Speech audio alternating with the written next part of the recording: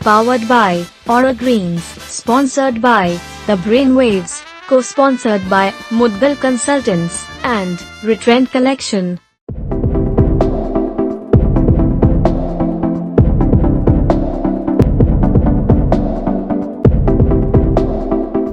नमस्कार दोस्तों, मुदगल शो में आप सबका स्वागत है।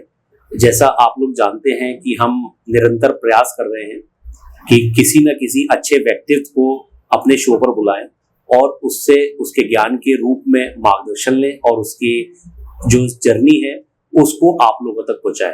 तो इसी श्रृंखला को आगे बढ़ाते हुए आज की हमारी जो गेस्ट है वो है डॉक्टर नुपुर गुप्ता जी, जो वैसे तो एक डेंटल सर्जन है लेकिन इसके साथ साथ बहुत ही यूनिक वर्क भी कर रही हैं as a life coach, as a holistic counsellor और बहुत कुछ। तो इसी श्रृंखला को आगे बढ़ाते हैं और स्वागत करते हैं आज की हमारी गेस्ट डॉक्टर नुपुर गुप्ता जी का। मैम बहुत बहुत स्वागत है मैम। सबसे पहले तो मैं ये जानना चाहूँगा कि जैसे आपके बारे में मैंने थोड़ा सा पढ़ा, थोड़ा सा रिसर्च करी कि आप हैं तो dentist, right, as a dentist surgeon, लेकिन ये लाइफ कोच और काउंसलिंग, इसको थोड़ा सा ब्रीफ करिए हमारी ऑडियंस को कि डेंटिस्ट और लाइफ कोच ये क्या कॉम्बिनेशन है। जी, चाहे डेंटिस्ट हो या फिर MBA हो, MBBS हो, कुछ भी हो, काउंसलिंग तो हर फील्ड में होनी होती है जी। आपको किसी भी पेशेंट को या किसी क्लाइंट को जी, जैसे आप अपना LIC का भी करते हैं, तो कहीं किसी भी फील्ड में काउंसलिंग तो करना ही होता है। तो काउंसलिंग की तो हर फील्ड में ही ज़रूरत है जी। तो रही बात डेंटिस्ट टू काउंसलर स्विच करने की, तो ये वाला जो काउंसलिंग है ये रिसेप्शनिस्ट वाला नहीं है जी। ये जो काउंसलिंग है, ये जब मैं अपने पेशेंट्स को ट्रीट करती थी तो डेंटल ट्रीटमेंट जो होता है हमारा प्रोबेबली 1 वीक तक तो चलता ही है पर्टिकुलर पेशेंट का। तो उस बीच बहुत सारा उन लोगों के साथ बातचीत होती है उस दौरान। तो कई पेशेंट्स ज़्यादातर मेरे पास जैसे ओल्ड एज भी आते थे, तो मैंने ये चीज़ नोटिस करी कि जो डेंटल पेन से वो इतने दुखी नहीं थे जितना कि वो इस चीज़ से दुखी थे कि हमें कोई सुनने वाला नहीं है। अच्छा। तो जब मेरी उनसे बातचीत होती थी, मुझे आज भी याद है, बहुत फैमिलियर हो गए थे मेरे पेशेंट्स मेरे से जी। तो ये चीज़ मुझे वो उन्हीं लोगों से ही मुझे पता चला कि मेरे अंदर ये गुण है। तो उन्होंने मुझे बताया कि आप बहुत अच्छी बात करते हो, आप बहुत अच्छा समझाते हो। I was too young at that age. तो मुझे आप अभी यंग है मैम। Thank you. तो ये चीज़ मुझे बस वहीं से लगी कि, और मेरा थोड़ा सा रुझाव था साइकोलॉजी की तरफ शुरुआत से जी। मैं बहुत ज़्यादा when I was doing my internship also from KGMC Lucknow, तो सामने ही हमारा साइकोलॉजी डिपार्टमेंट था। मेरा बहुत मन करता था कि मैं वहाँ जाऊँ, पढ़ाई करूँ, कुछ करूँ। अच्छा। तो मेरे को शुरुआत से था कि मैं साइड बाय साइड कुछ ना कुछ बुक्स एंड कुछ भी रीड करती रहती थी रिलेटेड टू द ब्रेन। मेरे को शुरुआत से है इस चीज़ का कि मैं लोगों को जानना चाहती हूँ। अच्छा। तो बस वहीं से मैंने कहा चलो एक पढ़ाई पूरी हो गई है, फिर एक ब्रेक भी लिया हमने फॉर अ फैमिली। उसके बाद दोबारा से पढ़ने का मूड करा, तो फिर मैंने इस फील्ड को ऑप्ट करा। अच्छा। तो अब मैम जैसे आप और आगे भी मैं कुछ ना कुछ नया करती रहूँगी, ऐसा मेरा साथ भगवान ने दिया, मेरी फैमिली ने दिया। तो बिल्कुल मैम, बिल्कुल। जब आपके थॉट अच्छे हैं और वैसे भी आपकी मैम, आप जिस नाम से काम कर रही हैं वो भी थॉटफुल टेक, राइट मैम। तो इसमें मैम ये सबसे पहले तो एक चीज़ है, जैसे थॉटफुल टेक, तो थॉटफुल तो हम समझ गए, ये टेक कौन सी टेक्नोलॉजी है, यहाँ पे टेक मीन्स क्या है मैम? देखिए मैं खुद से हर चीज़ को सबसे पहले रिलेट करती हूँ। मैं खुद एक टाइम पे ओवर थिंकर थी जी। तो थॉट्स बहुत तरह की आती थी मेरे दिमाग में, तो आई वॉज वेरी थॉटफुल जी। किसी भी पर्टिकुलर टॉपिक को लेके आई वॉज वेरी थॉटफुल, तो वहाँ से थॉटफुल नाम मैंने उठाया। अच्छा। Tech means related to the techniques. कुछ टेक्निक्स के साथ किसी भी काम को अगर आप करें अच्छा, तो वो सक्सेस लाता है। तो मैम इसमें किस तरीके से टेक्निक्स, क्या मतलब आप क्या, जैसे टेक्निक्स तो मैम जैसे न्यूरो लिंग्विस्टिक में टेक्निक्स होती हैं या फिर मेडिटेशन में टेक्निक्स होती हैं, तो आपके कोई मतलब थॉटफुल टेक में आप जो काउंसलिंग करती हैं तो कोई मेडिटेशन वगैरह है या क्या, किस तरीके से? हाँ जी, मेरी जो है टेक्निकल अप्रोच के साथ साथ हॉलिस्टिक अप्रोच भी रहती है। अच्छा। तो मेरा जो काम करने का तरीका है थोड़ा सा डिफरेंट है। मैं थोड़ा स्पिरिचुअलिटी की तरफ भी झुकाव है मेरा। अच्छा। तो मैं जो है टेक्निकल तो वर्क हमारा रहता ही है, हम सबकॉन्शियस पे जाके भी काम करते हैं, प्लस अगर उसमें स्पिरिचुअलिटी ऐड ऑन हो जाए तो वो हीलिंग का भी काम करती है। जी जी जी। तो मैम इससे हम किस तरीके के जैसे ट्रीटमेंट्स ले सकते हैं, क्या मतलब क्या चीज़ है मैम, थोड़ा सा ये ब्रीफ करिए। हमारा जो काम है बेसिकली, जो एक लाइफ कोच होता है उसका काम होता है किसी भी पर्टिकुलर इंसान की जो वेलबीइंग है उसमें उसको सही तरह से गाइड करना। हम ये नहीं कहते हम किसी को सुधारना, क्योंकि कोई भी अपनी जगह गलत नहीं होता है, सबका लाइफ स्टाइल, सोचने का तरीका, लाइफ की सिचुएशंस सबकी अलग होती हैं, तो गलत कोई भी नहीं होता है, बस चीज़ों को एक सही तरह से सही टाइम पे हैंडल करना, वही एक लाइफ कोच की गाइडेंस के थ्रू होता है, तो और बेटर होता है। अच्छा मैम, जैसे अभी आपने बताया ये वेल बीइंग, तो मैम थोड़ा सा वेल बीइंग को डिस्क्राइब करिए, मतलब वेल बीइंग किस तरीके से वेल बीइंग, मतलब वेल बीइंग मीन्स मैं जो समझ पा रहा हूँ वो तो ये कि हर व्यक्ति चाहता है कि यार मैं तो सही से रहूँ, दिमाग से भी, शरीर से भी। आपके हिसाब से सही से रहना क्या है? मैम मतलब सही अच्छा से पहनना, अच्छा खाना। जी बिल्कुल। जहाँ तक मैं समझती हूँ मैक्सिमम परसेंटेज यही समझती है, मैं भी पहले यही समझती थी जी। लेकिन कुछ थ्योरेटिकल एंड साइंटिफिक स्टडीज़ के बाद हमें पता चलता है तो बस सिर्फ eating, clothing, sleeping, reproducing wellbeing नहीं होता है जी। ये सब तो हम पहले भी कर रहे थे जब हम होम्योसैपियंस थे, उसके बाद जब हम ह्यूमन में जब हमारा ट्रांसफॉर्मेशन हुई, जब हमारी ह्यूमन बीइंग में, तो ये सब तो हमने पहले ही सीख लिया था ना कि एक अच्छी लिविंग के लिए हमें क्या चाहिए। अब सब कुछ है हमारे पास, उसके बाद लेकिन हमें अब रियलाइजेशन होता है कि इट्स नॉट सफिशिएंट।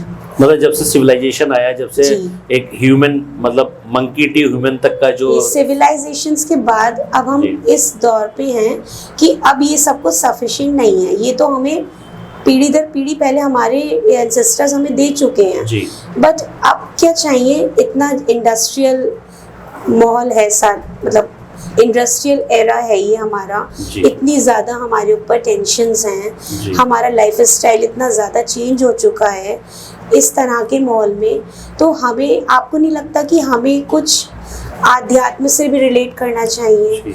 हमें, अगर हम अपनी एनर्जी, अपनी आत्मा पे वर्क करें तो हमारा कोर क्लीन अगर होगा तो हम ज्यादा अच्छे से वर्क कर पाएंगे। जी, मतलब आपका कहने का मतलब है जो इनर सोल है उस पर काम करना चाहिए हमको।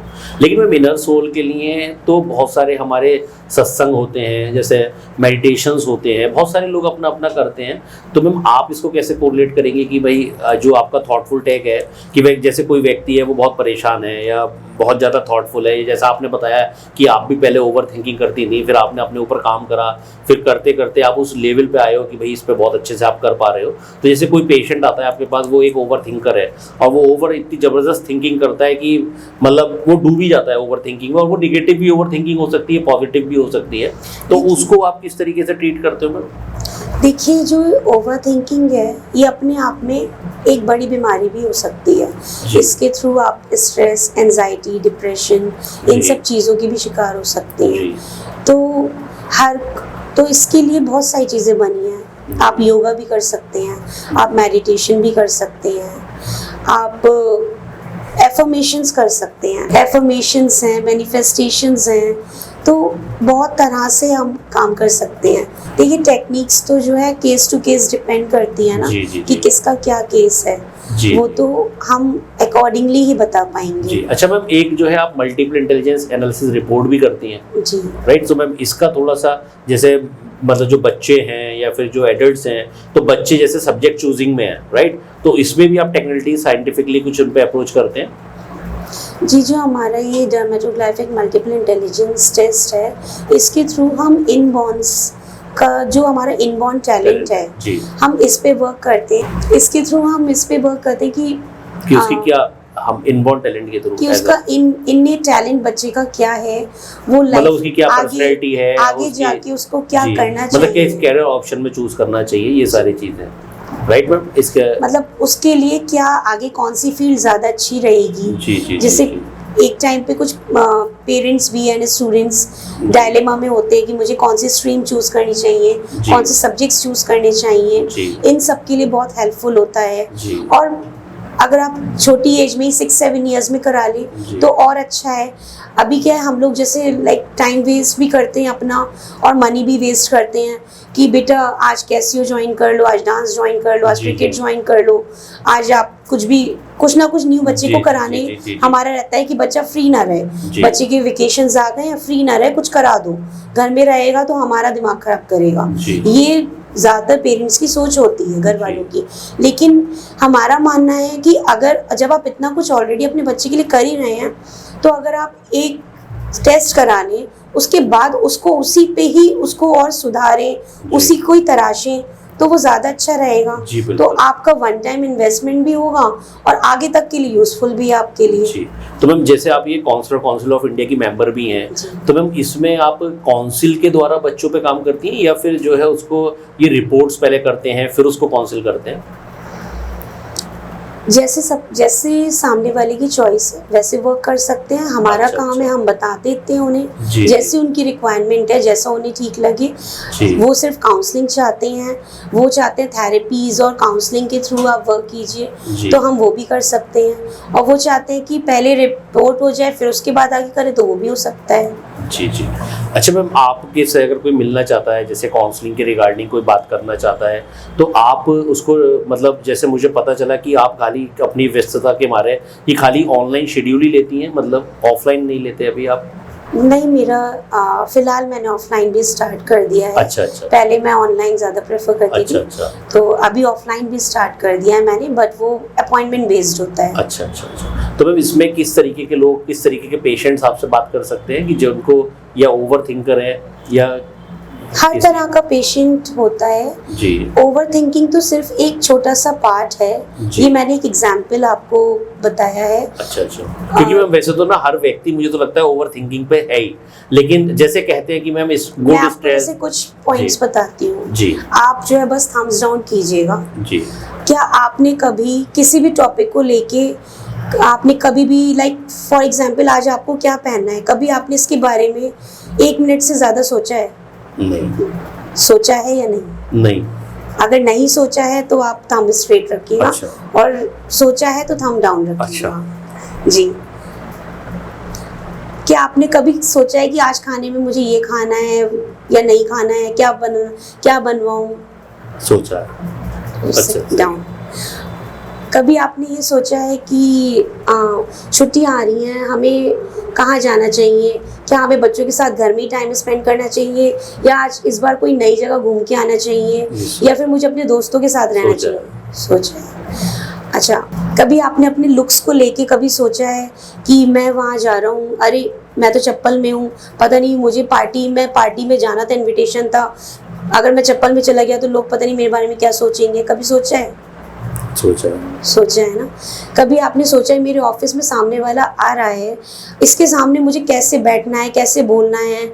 ये सब थॉट्स कभी आए आपके दिमाग में? सोचा है। तो आप भी ओवर थिंकर हुए, मैं भी ओवर थिंकर हुई, है ना। तो हर इंसान ओवर थिंकर है। अगर तो इसमें कोई गलत बात नहीं है, ये नेचुरल है। तो ये कोई बीमारी नहीं है, ये बस मैंने एक बात रखी है कि ऐसी बहुत सी छोटी छोटी चीजें होती हैं जो बहुत लंबा टाइम भी ले सकती हैं। ओवर थिंकिंग का मतलब है आप पूरा दिन या आधा दिन वेस्ट कर दें किसी भी बात को लेके। उसको अगर आप उसी को अपने ब्रेन को इस तरह से एक्नॉलेज कर लीजिए, अपने ब्रेन को, आपका ब्रेन क्या है? आपका ब्रेन एक ऑपरेटिंग सिस्टम ही तो है। आपकी बॉडी एक रोबोट है और आपका जो माइंड है, जो आत्मा है, वो एक एनर्जी है। वो क्या करती है? वो प्रोसेस करती है, वो भी एक प्रोसेसर है। आपके ब्रेन में ने आपकी बॉडी को, रोबोट को इंस्ट्रक्शन दिया कि मुझे प्यास लगी है, आई नीड वाटर। तो आपके हाथ ने क्या किया? आपका हाथ क्या हुआ? वो रोबोट है, वो जाएगा पानी लेने, आपने पिया। अब आपके माइंड ने, आत्मा तो आएगी नहीं ना बोलने जी। जब हम होलिस्टिक की बात करते हैं तब हम आत्मा को माइंड कहते हैं। आपके माइंड ने 2 घूंट पानी किया, उसने कहा बस हो गया, अब मुझे और नहीं चाहिए। तो ये अब उसको किसने ऑर्डर दिया? ब्रेन ने ही तो ऑर्डर दिया कि अब रख दो, अब हो गया है जी। Body is just a robot. जब बात वेलबींग की आ रही है ना यहाँ पे, तो हम ये कहना चाहते हैं, हम सिर्फ अपनी बॉडी के बारे में सोचते हैं, हर वक्त हम अपनी बॉडी के बारे में सोचते हैं, हमें क्या खाना है, क्या पहनना है, इतने बजे सोना है, आज ये मेकअप पुट ऑन करना है, आज वहाँ जाना है, ये थीम है, वो थीम है, हम सिर्फ बॉडी से रिलेटेड सोचते हैं। लेकिन असलियत कहाँ, बॉडी तो कुछ नहीं है, बॉडी तो शून्य है, बॉडी समाप्त हो जाएगी एक टाइम पे आके। 50-60 के होने के बाद आजकल कौन जी रहा है इससे ज़्यादा, मैक्स टू मैक्स चलिए 75 लगा लीजिए, इससे ज़्यादा शायद ही कोई जी पाए। जो जिस तरह का हमारा लाइफ स्टाइल है, जो खान पीन है, ये बहुत बड़ा नंबर है 75। तो ये रोबोट है, ये डेड हो जाएगा, ये एक मशीन है, लेकिन आत्मा है जो इसका ऑपरेटिंग सिस्टम है। जब तक उसकी आप लुब्रिकेशन नहीं करेंगे ना, तब तक आप अच्छा लंबा नहीं जी सकते। Only gymming, only yoga will not going to work so far. It's a time, ये एक अलार्मिंग टाइम है जब आपको अब इसके बारे में सोचना ही पड़ेगा। And now we all are in a age कि अब हम इस पे ध्यान देना चाहिए। तो मैम इस पे क्या करना चाहिए, मतलब कैसे ध्यान देना चाहिए? इस पे क्या क्या करना चाहिए, इसके लिए तो बहुत कुछ है, जिसके लिए आपको थोड़ा पर्सनली मुझे कांटेक्ट करना पड़ेगा। अच्छा। करने के लिए मैं आपको बस 2-4 चीज़ें बता सकती हूँ। जैसे हमारी लाइफ में कुछ इंसिडेंट्स होते हैं, आजकल ये बहुत कहते हैं ना, बहुत इन है ये चीज़, फॉरगिव कर दो, फॉरगिव कर दो, फॉरगिव कर दो। क्या आप मुझे बताइए, इज इट पॉसिबल किसी ने आपको इतना डेडली हर्ट किया, इतना डेडली हर्ट किया है कि आपकी ज़िंदगी हिल गई उससे, इज इट पॉसिबल आप उसको एक बार में फॉरगिव कर दें? नहीं। मैं आपके साथ 1 करोड़ का घोटाला करूं, ऊपर से आपके कैरेक्टर पे भी लांछन लगाऊं, आपकी फैमिली लाइफ के बारे में भी उल्टा सीधा बोलूं, इज इट पॉसिबल आप मुझे एक बार में फॉरगिव कर दें? नहीं, थोड़ा समय लगेगा। थोड़ा? आपको लगता है थोड़ा लगेगा? मुझे नहीं लगता कि थोड़ा लगेगा। इसके लिए घर में बैठ के कुछ नहीं होगा। इसके लिए आपको अपनी वेलबींग पे, अपनी स्पिरिचुअलिटी, अपनी जो होलिस्टिक वेलबींग है, अपनी सोल पे, इनर कोर पे काम करना पड़ेगा जी। आप सामने से दिखावा कर सकते हैं, स्माइल पास कर दी, नमस्ते कर ली, आप सामने से दिखावा कर सकते हैं, yes I had forgiven you, कोई बात नहीं, आगे बढ़ो, I am a good soul, I am a good soul, I had forgiven you, आप दिखावा कर सकते हैं। जब आप अकेले में बैठेंगे या वो इंसान जब आपके सामने से जाएगा, आप ज़रूर 10 बार सोचेंगे कि ये अच्छा इंसान नहीं है, ये अच्छा इंसान नहीं है, I don't want to look at this person, मैं इसको बिल्कुल फेस नहीं करना चाहती। आप 10 बार ज़रूर सोचेंगे कि भगवान मेरे सामने से कभी मत लाना, आप ज़रूर सोचेंगे। तो मैम इसको सही करने के लिए, इन सबको ही सही करने के लिए हमें जो आपकी थॉटफुल टेक्निक्स पे काम करना चाहिए। हमें हमेशा सुबह उठते के साथ ही स्पिरिचुअल हीलिंग की बहुत ज़रूरत है हम सबको। हमें जो है ना, सबसे पहले सुबह उठते के साथ और सोने से पहले शुक्रिया ज़रूर करना चाहिए। अच्छा। हमेशा उसका, जिसको भी आप मानते हैं, जो भी आपके स्पिरिचुअल गुरु हैं, जो भी आपके क्या कहते हैं उनको, ईष्ट, जो आपके ईष्ट हैं, उनका हमेशा सबसे पहले शुक्रिया करना चाहिए। और दिन से लेकर रात तक या पिछले कुछ सालों में जो भी आपके साथ हुआ है, उसको भूलने के लिए सबसे पहले आपको ये कहना चाहिए, I am a powerful soul, मैं एक अच्छी आत्मा हूँ, मैं ईश्वर की बच्ची हूँ, भगवान हमेशा मेरे साथ है और मुझे पूरा यकीन है जो भी हुआ है बहुत अच्छे के लिए हुआ है जी।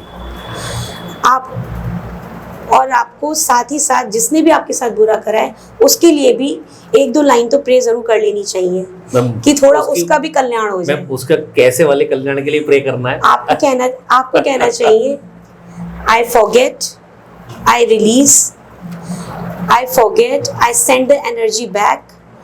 वो जो भी आपके बारे में बुरा सोचता है, आपको बस कुछ नहीं कहना, आपको अपने मुंह से कुछ गलत कहना ही नहीं है, कहना I send the energy back, I forget, I release, I am a powerful soul। तो ये तो बहुत चतुराई वाली होगी कि उसने हमें कुछ मारा फेंक के, हमने कहा हे ईश्वर इसको वापस भेज दे। तो मैम कहीं ना कहीं तो हमने उसके बारे में एक भी गलत वर्ड नहीं करा, हमने बोला I send the energy back। अच्छा। मैंने जो भी एनर्जी है, जो भी एनर्जी मेरे पास आ रही है, पॉजिटिव आ रही है तो आपके पास भी पॉजिटिव जाएगी। अगर आप नेगेटिव भेज रहे हो तो ऑब्वियस सी बात है आपके पास भी नेगेटिव। तो इसका मतलब तो आप नेगेटिव भेज ही क्यों रहे हैं? आप भेजिए ही नहीं ना negative. Why are you so negative कि आप दूसरे के बारे में नेगेटिव ही सोचते हैं? आप अपने पे काम कीजिए ना जी, अपने आप को इतना तराशी कि आपको नेगेटिव दिखना बंद हो जाए। बिल्कुल, ये तो बहुत अच्छी आपने बात बताई। अच्छा मैम, जैसे आपसे 2023 में आपको ये भारत गौरव सम्मान भी मिला था काउंसलिंग फील्ड में ही, तो मैम इस काउंसलिंग फील्ड के पीछे कोई मतलब इस सम्मान के पीछे कुछ उद्देश्य था या मतलब या कोई केस स्टडी हुई थी? जैसा आपने बताया कि आपके 4-5 केस कुछ नॉमिनेट हुए थे, उन केसेस पे कुछ करा, तो मैम उसमें से कोई एक ऐसा केस जो आपको याद आ रहा हो और किसी ऑडियंस को फायदा भी दे? जी, मैंने इनिशियली जब काउंसलिंग पे वर्क करा था तो मैंने बहुत सारा काम फ्री ऑफ कॉस्ट करा था। अच्छा। तो ये मैंने अपनी प्रेजेंटेशन उन लोगों के सामने रखी थी। अच्छा। तो उनको पसंद आया कि मैं इतना काम फ्री ऑफ कॉस्ट कर रही हूँ, वो भी मेंटल हेल्थ पे कर रही हूँ, तो उनको अच्छा लगा तो दे नॉमिनेटेड मी। एंड देन कुछ दिन बाद में देखती हूँ कि घर पे अवार्ड आ गया। तो मैम जैसे ये तो बहुत अच्छा था, लेकिन मैम जैसे लोग प्रचार करते हैं अपना, तो आपने कुछ नया ढंग निकाल दिया मैम प्रचार का, फ्री करके अब क्लाइंट टेज भी आ गई उससे। जी, हमारा एक्चुअली बहुत ज़्यादा प्रचार पसंद नहीं है, बट जो आजकल देखने में आ रहा है कि जो दिखता है वही बिकता है, तो थोड़ा सा हमें लगा कि चलो दिखा भी देते हैं। नहीं, बहुत अच्छा है। तो दोस्तों आपने सुना मैम के विचार सुने, आपके मैम ने जो बताया आपको, और मैम एक थॉटफुल टेक नाम से अपना काउंसलिंग सेंटर चलाती हैं और ma'am as a life coach काम करती हैं, उसमें टेक्निक्स भी बहुत कुछ सिखाती हैं। तो अगर कोई भी व्यक्ति चाहता है अपने बच्चे के रिगार्डिंग बात करना, अपने बच्चे के करियर के रिगार्डिंग बात करना, अपने बच्चे के सब्जेक्ट कौन से उसको दिलाने चाहिए आफ्टर 10th उसके रिगार्डिंग बात करना, तो ये सारी रिपोर्ट्स में मल्टीपल इंटेलिजेंस रिपोर्ट, काउंसलिंग, उसके ऊपर काम करना, किसी की ओवर थिंकिंग है, इन सब चीज़ों पे मैम काम कर रही हैं। तो बहुत अच्छा है कि अगर आप कोई चाहें तो मैम से मिल सकता है, बात कर सकता है। मैम का जो नंबर है वो फ्लोट हो रहा है, आप उस पर कॉल करके मैम से बात कर सकते हैं। और मैम कुछ और अगर ऑडियंस को आप कहना चाहें, वरना हम समय के देखते हुए थोड़ा सा शो को समाप्त करना चाहेंगे। तो आपसे बात करने में समय का पता नहीं चल रहा, थोड़ा सा अगर आप ऑडियंस को कुछ एंडिंग करना चाहें अच्छी। जी, हमारे पास हर तरह का आई डोंट से कि हमारे पास मेडिसिन है, हम मेडिसिन कुछ भी नहीं देते हैं, हम बस कुछ म्यूज़िकल थेरेपीज़ के थ्रू, कुछ छोटी छोटी टेक्निक्स डजंट मीन्स कि कुछ अप्लाइंसेस या गैजेट्स की नीड है आपको, बस आपको अपनी ब्रेन को ही कुछ इस तरह से मॉड्यूल करना होता है, अपने बॉडी लैंग्वेज को इस तरह से मॉड्यूलेट करना होता है कि आपकी डे टू डे लाइफ में इतने चेंजेस आ जाएंगे, आपको खुद इतना अच्छा फील होएगा कि आपको लगेगा आई am a better person now. तो डिप्रेशन, एंजाइटी, फियर, पैनिक, ये सब बहुत कॉमन है आजकल। ये बहुत छोटी छोटी चीज़ें हैं जिनको हमने ना इतना तोल दे दिया है, तोल दे के खुद ही बड़ा बना दिया है। तो आप अपने सबकॉन्शियस पे इतना काम कीजिए कि ये बस आपके पास आते हुए भी डरे। तो बहुत बहुत धन्यवाद मैम, बड़ा अच्छा लगा। दोस्तों आपका बहुत बहुत शुक्रिया, आपने सुना और हमारे शो को देखा। तो इसी तरीके से निरंतर हम प्रयास करते रहेंगे। आप सबका बहुत बहुत धन्यवाद, मैम का भी बहुत धन्यवाद कि मैम आए। Thank you.